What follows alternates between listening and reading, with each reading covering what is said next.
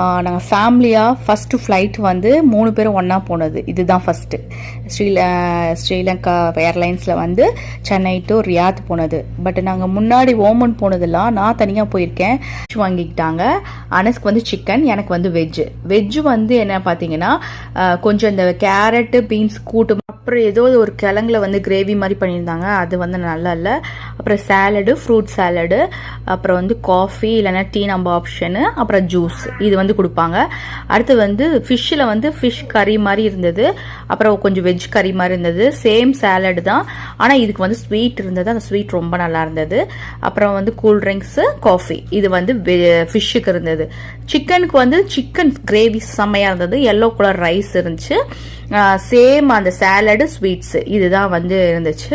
சாப்பிட்டுட்டு ஃபைனலி அல்ஹம்துலில்லாஹ் reach to Riyadh airport வந்து நல்லா இருந்தது.